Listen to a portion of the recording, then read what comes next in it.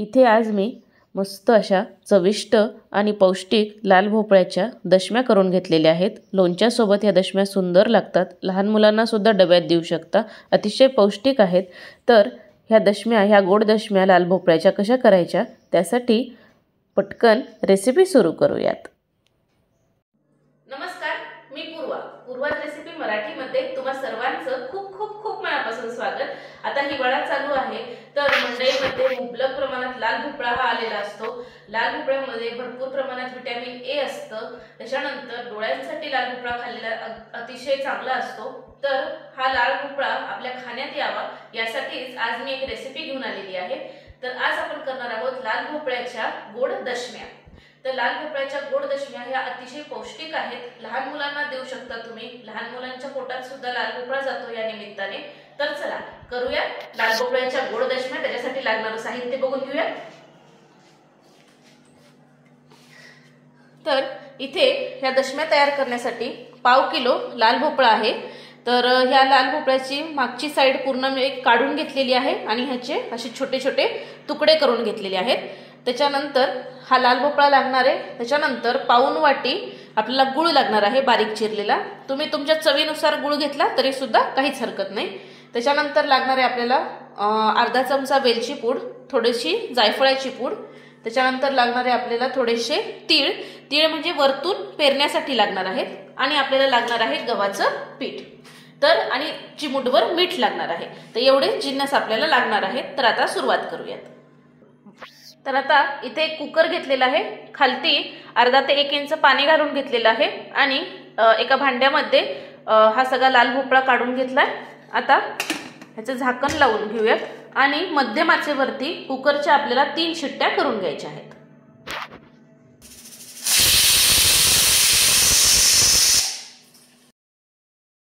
तर आता कुकरच्या 3 शिट्ट्या झालेल्या आहेत। आता आपण चेक करून घेऊयात। बघूयात आपला भोपळा शिजलाय का नाही। हे बघा, छान मऊसूत शिजलेला आहे भोपळा, बघू शकाल इथे तुम्ही। मस्त। आता आपण हा भोपळा हे भांडं बाहेर काढून घेऊयात आणि ह्याच्यामध्येच आता आपल्याला गूळ घालून घ्यायचा आहे। गरम भोपळा असतानाच आपल्याला 3/4 वाटी किंवा पाऊण वाटी गूळ ह्याच्यामध्ये घालून घ्यायचा आहे। पण सुरुवातीला थोडासा भोपळा असा मॅश करून घेऊयात आपण। आता इथे एक मी ताटली घेतली आहे, तर त्यावरती हा सर्व भोपळा आपण काढून घेऊयात आधी। मस्त शिजलाय, बघू शकाल इथे तुम्ही। वा, जबरदस्त। आता छानपैकी असा मॅश करून घ्यायचा। तर इथे मी एक पोटॅटो मॅशर घेतलेला आहे। ह्याच्या साहाय्याने आता हा भोपळा आपण छानपैकी सगळा मॅश करून घेऊयात।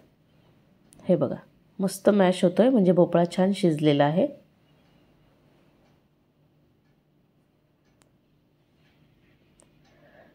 आता असं मॅश करून झालं की आता यामध्ये घालायचं आहे गूळ। तर चवीनुसार तुम्ही गूळ घालू शकता। तर मी पाऊण वाटी गूळ ह्याच्यामध्ये घालतीये। पाऊण वाटी एकदम परफेक्ट मेजरमेंट आहे। हा गूळ आता छानपैकी या भोपळ्यासोबत मिक्स करून घ्यायचा। ही प्रोसेस गरम असतानाच, भोपळा गरम असतानाच आपल्याला करून घ्यायची आहे, म्हणजे गूळ ह्याच्यामध्ये संपूर्णपणे विरघळला जातो। आता हे मिक्स करून घेऊयात छान। थोडासा उरलेला सुद्धा गूळ मी घालून घेते आणि हा गूळ संपूर्णपणे भोपळ्यासोबत आपण विरघळवून घेऊयात। का सुंदर सुवास येतोय ना। हे बघा, अशा पद्धतीने आता आपसुकच गुळाला पाणी सुटेल।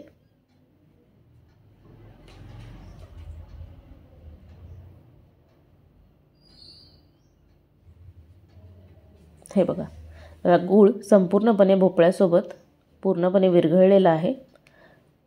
आता यामध्ये घालते मी अर्धा चमचा वेलची पूड आणि जायफळ ह्याच्यामध्ये किसून घालते। जायफळाची पूड वापरायची नाही, जायफळ असं किसूनच ह्याच्यामध्ये घालायचं, म्हणजे त्याची चव खूप छान उतरते। तर हे बघा, हे घालून झालं की आता छानपैकी मिक्स करून घेऊयात।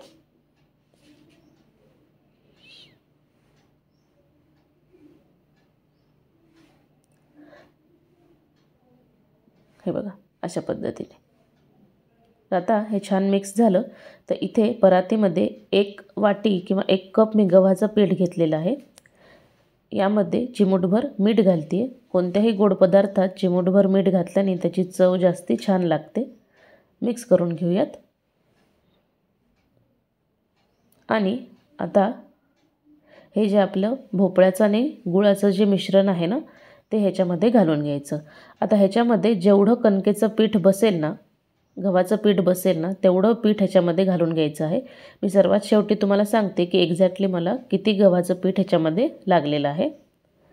तर आता भोपळा आणि गुळ ह्याच्यामध्ये छान घालून झाला की ह्याची आपल्याला पोळी आपण जशी कणिक मळतो ना पोळीसाठी अगदी तशीच कणिक ह्याची आपल्याला मळून घ्यायची आहे.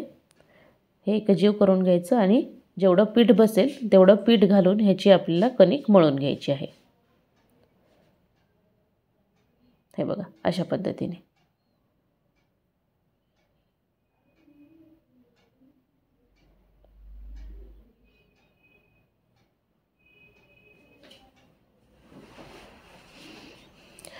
तर साधारण इथे मला 2.5 वाट्या गव्हाचं पीठ लागलेलं आहे. आणि हे बघा छानपैकी कणिक मी मळून घेतलेली आहे. वरतून त्याला तुपाचा हात लावून घेतलेला आहे. हे बघा पोळीला जशी आपण कणिक मळतो की नाही अगदी तशीच ही कणिक मळून घेतलेली आहे. आता काय करायचं, ह्याच्यामधून एक छोटासा गोळा घ्यायचा, एकसारखा करून घ्यायचा हातावरती, पोळपाटावर ठेवून घ्यायचा आणि ह्याला सुकं पीठ लावून घ्यायचं. आणि जशी आपण पोळी लाटतो अगदी तशीच ह्याची पोळी लाटून घ्यायची आहे. हे बघा अशा पद्धतीने. चिकटत असेल तर गव्हाचं पीठ थोडं लावलं तरीसुद्धा चालू शकतं. तर मध्यभागी इथे मी तुपाचा हात लावून घेते आहे. हे दुमडून घ्यायचं, इकडून या साईडने पण दुमडायचं आणि जशी पोळी करतो अगदी तशीच आपल्याला पोळी ह्याची करून घ्यायची आहे. हे बघा अशा पद्धतीने. थोडंसं सुकं पीठ लावून घेते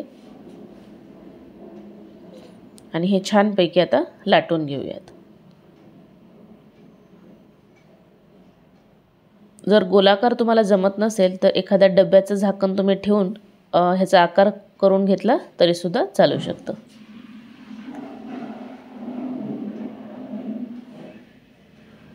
तर हे बघा अशा पद्धतीने.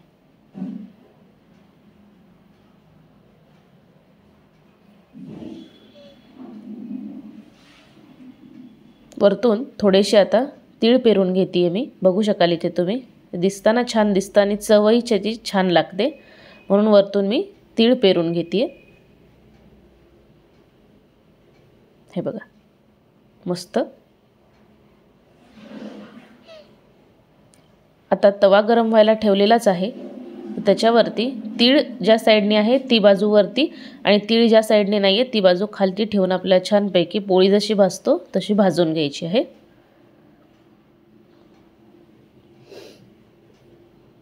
एक साधारण 30 ते 40 सेकंद एक साईड भाजून घ्यायची आहे. भाजून झाली एक साईड की पलटवून घ्यायची. आहा जबरदस्त कलर आलेला आहे, बघू शकाल इथे तुम्ही. आता वरतून त्याला साजूक तूप लावून घेते. साजूक तूप लावल्याने त्याची चव खूप छान लागते म्हणून साजूक तूप घालते. मस्त. आता एक साईड शेकून झाली की दुसरी साईड परत पलटवून घेऊयात आपण. हे बघा मस्त भाजल्या गेलेली आहे दशमी आपली. सुरेख कलर आलेला आहे, बघू शकाल इथे तुम्ही. आणि चव खूप भन्नाट लागते या दशमीची. आता छानपैकी अलटून पलटून खरपूस होईपर्यंत दोन्ही साईड आपण शेकून घेऊयात. हे बघा मस्त. का सुंदर सुगंध येतोय.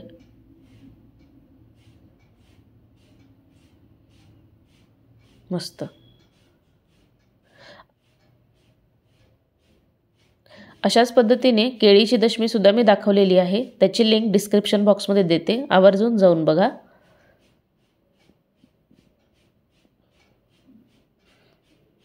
आता ही दशमी झालेली आहे आपली. आता आपण अशा पद्धतीच्या जाळीवरती काढून घेऊयात. म्हणजे ती सॉगी होणार नाही, सर्वकडून त्याला हवा लागेल. तर अशाच पद्धतीने आता सर्व दशम्या इथे मी तयार करून घेत आहे.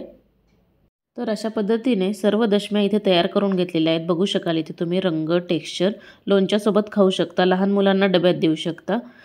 तर कशी वाटली आजची रेसिपी कमेंट करून नक्की सांगा. आणि अशाच खमंग, खुसखुशीत आणि मस्त मस्त रेसिपीजसाठी पूर्वज रेसिपी मराठीला पटकन सबस्क्राईब करा, लाईक करा आणि शेअर करा. तोपर्यंत मस्त खा आणि स्वस्त रहा.